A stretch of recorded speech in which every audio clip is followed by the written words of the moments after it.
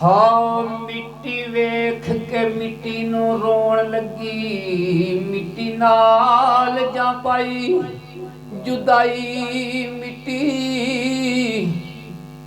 भाई अफजाल जी जिहड़ा मैं सुखन जनाब नू सुना रहा ये बाबे दैम इकबाल दैम दा मर्दे कलंदर दा वादे गलगू किताब का नाम है।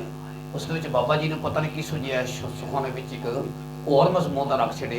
जनाब भी मिट्टी ने मैं भी मिट्टी हाँ, जिन्हों के जवान भरा पुत्र मर जाते हैं वह भी मिट्टी होंगे ने, तो मावां रो रो के कमलियां ते झलियां हो जांदियां ने।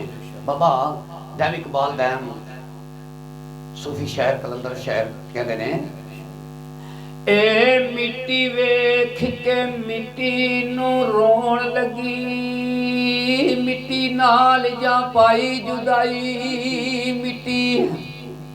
रख मिट्टी नू मिट्टी दे तख्ते ते, मिट्टी खूब नवाई तवाई मिट्टी। ए मुंह मिट्टी दा वेखने आई मिट्टी, कफनी मिट्टी नू जदू पवाई मिट्टी। क्या कहनी जी, क्या कहनी। मिट्टी चाक के मिट्टी नू टुरी जांदी, मगरू करे दवाई दवाई मिट्टी।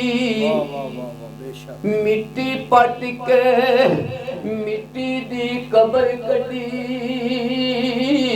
मिट्टी राखी उत्ते मिट्टी पाई मिट्टी। ए मिट्टी वल परत कह गई मिट्टी। रसालते माबदी हदीस पाक है जिथों अल्लाह ताला खमीर चुकते हैं, जिथों मिट्टी चुकी जाती है उत्थे वापस रख दी जाती है। बाबा दैम लिखते हैं, मिट्टी वल परत कह गई मिट्टी,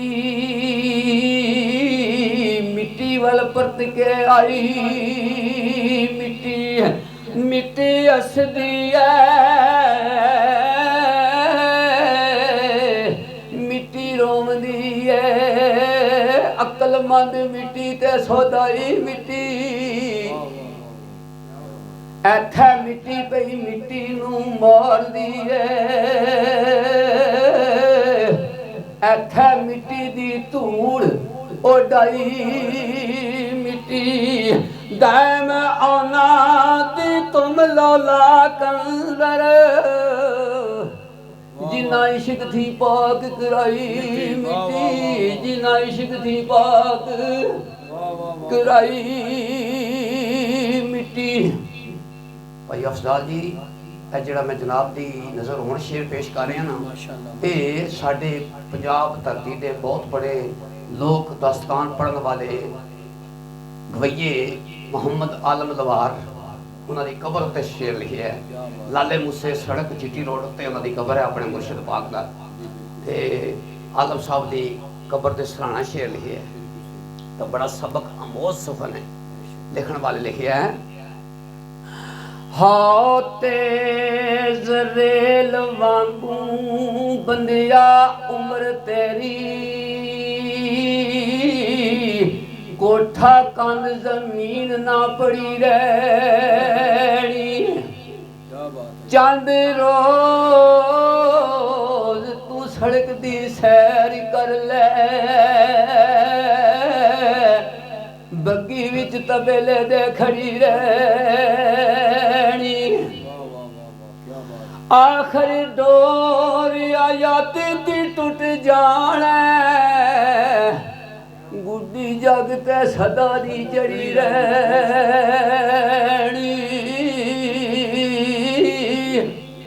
वे खलमा लख इलाज कर ले, जिंद नहीं हकीम तू मड़ी रहनी, जिंद नहीं हकीम तू अड़ी रहनी। क्या बात है जी, क्या मेरे सामने बाबा साईं सरदार की किताब तुखदा तू है। इस दे विच बाबा जी लिखते ने, ओ सैक सैक के जिन्हां मर गया मैं, ਅੱਜ ਸਦਰਾਂ ਵਾਰਨ ਨੂੰ ਆ ਗਏ ਨੇ ਇਹ ਲੀੜਾ ਪਾਟੀਆਂ ਵੇਖ ਕੇ ਹੱਸਦੇ ਸੀ ਅੱਜ ਕਫਨ ਸਵਾਰਨ ਨੂੰ ਆ ਗਏ ਨੇ ਫੜੀ ਬਾਨਾਂ ਵਿੱਚ ਮੁਸੀਬਤਾਂ ਦੇ ਕਬਰ ਵਿੱਚ ਉਤਾਰਨ ਨੂੰ ਆ ਗਏ ਨੇ ਇਹ ਜਿਨ੍ਹਾਂ ਫੁੱਲਾਂ ਨੂੰ ਸੈਗ ਸਰਦਾਰ ਮੋਇਆ ਕਬਰ ਉੱਤੇ ਖਲਾਰਨ ਨੂੰ ਆ ਗਏ ਨੇ ਕਬਰ ਉੱਤੇ ਖਲਾਰਨ ਨੂੰ ਆ ਗਏ ਨੇ ਜਦੋਂ ਰੂਹ ਉਡਾਰੀਆਂ ਮਾਰੀਆਂ ਨੇ ਬੁੱਤ ਚੱਲ ਜੁਦਾਈ ਦੇ ਤੀਰ ਟੁਰਿਆ ਬੁੱਤ ਚੱਲ ਜੁਦਾਈ ਦੇ ਤੀਰ ਟੁਰਿਆ ਮਾਂ ਭੁੱਲ ਗਈ ਉਲਫਤ ਬੱਚਿਆਂ ਦੀ ਬਾਪ ਛੋੜੀ ਔਲਾਦ ਦੀ ਸੀਰ ਟੁਰਿਆ ਭਾਈ ਆਖਦੇ ਲੈ ਭਾਈ ਭੱਜ ਗਈਆ ਭੈਣਾਂ ਰੋਂਦੀਆਂ ਨੇ ਸਾਡਾ ਵੀਰ ਟੁਰਿਆ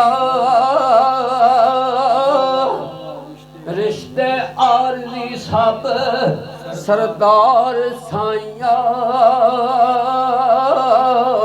ਇੱਥੇ ਜੋ ਆਇਆ ਉਹ ਹੀਰ ਟੁਰਿਆ ਇੱਥੇ ਜੋ ਆਇਆ ਉਹ ਹੀਰ ਟੁਰਿਆ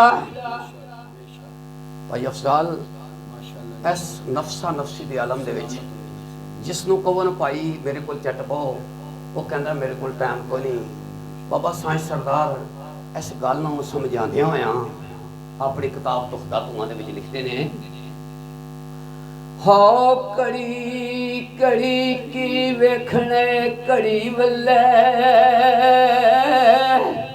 ਇੱਕ ਵਕਤ ਆਉਣਾ ਸਾਈਆਂ ਲਾ ਲੈਣੀ ਇੱਕ ਵਕਤ ਆਉਣਾ ਸਾਈਆਂ ਲਾ ਲੈਣੀ ਮੀਆਂ ਸਾਹਿਬ ਖੜੀ ਸ਼ਰੀਫ ਵਾਲੇ ਆਪਣੀ ਕਿਤਾਬ ਦੇ ਵਿੱਚ ਫਰਮਾਉਂਦੇ ਨੇ ਖੇਡ ਤਮਾਸ਼ੇ ਕਾਰਨ ਨਹੀਂ ਵੇਲੇ ਤੰਬੂ ਤਾਣੇ ਇੱਕ ਧਾਗਾ ਬੇਕਾਰ ਨਹੀਂ ਇਸਦਾ ਕੌਣ ਹਕਮਤ ਪਰ ਜਾਣੇ ਬਾਬਾ ਸਾਈਂ ਸਰਦਾਰ ਲਿਖਦੇ ਨੇ ਹੈ ਕੜੀ ਕੜੀ ਕੀ ਵੇਖਣੇ ਕੜੀ ਵੱਲੇ ਇੱਕ ਵਕਤ ਆਉਣਾ ਸਾਈਆਂ ਲਾ ਲੈਣੀ ਐ ਰੇਸ਼ਮੀ ਸੂਟ ਵੀ ਪਾਟ ਜਾਣਾ ਕਫਨੀ ਪੈਨ ਤੂੰ ਫੇਰ ਫਨਾ ਲੈਣੀ ਕਾਦਾ ਮੋੜ ਕਰਨੇ ਨਾ ਕੋਠੀਆਂ ਦਾ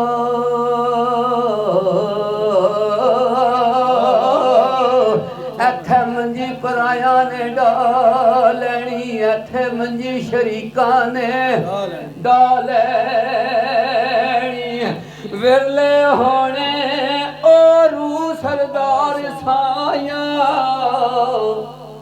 ਤੁਰਨ ਵੇਲੇ ਜਿਨਾ ਵਾਵਾ ਲੈਣੀ ਤੁਰਨ ਵੇਲੇ ਜਿਨਾ ਵਾਵਾ ਲੈਣੀ ਧੋਬੀ ਕੋਲ ਨਾ ਜਾਏ ਤੇ ਕਰੇ ਸ਼ਿਕਵਾ